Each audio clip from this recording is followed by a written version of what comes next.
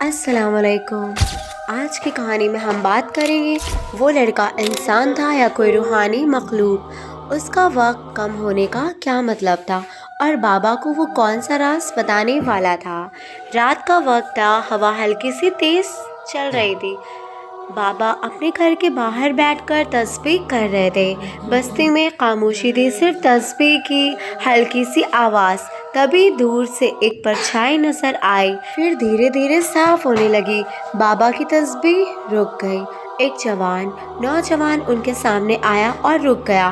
چہرہ عجیب سا، نہ زیادہ روشنی نہ زیادہ اندھیرا، آنکھوں میں گہرا غم، جیسے کچھ کھو دیا ہو۔ وہ لفظ ڈھونڈ رہا تھا۔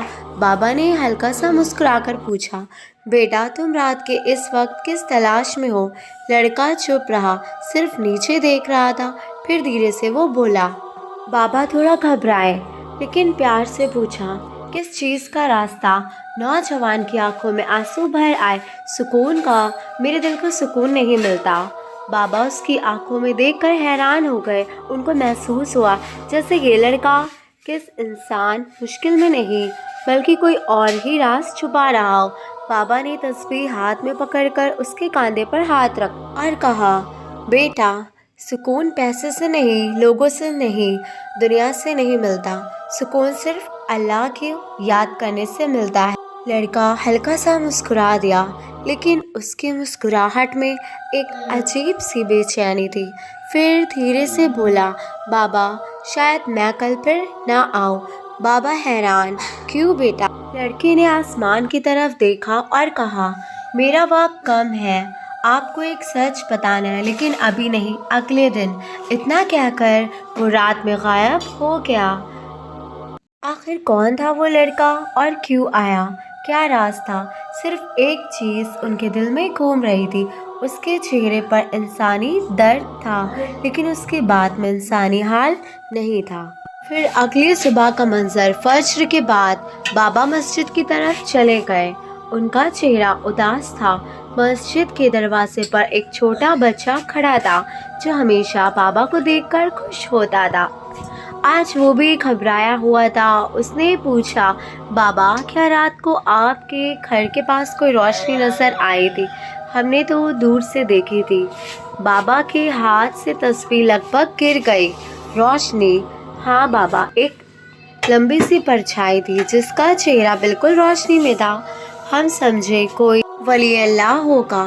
بابا کا دل زور سے دھڑکنے لگا۔ وہ نوجوان کی بات یاد آئی اور وہ گھبرا گئے۔ شام ہونے کے بعد باہر بیٹھے تھے۔ وہ امید کر رہے تھے کہ شاید آج بھی وہ مہمان آئے، لیکن رات کے پہلے پہر میں کچھ اور ہی ہوا۔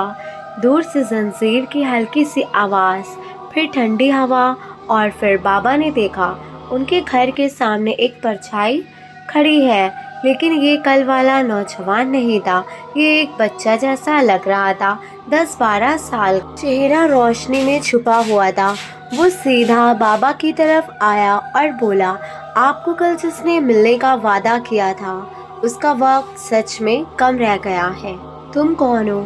وہ کہاں ہے؟ کل کیا ہونے والا ہے؟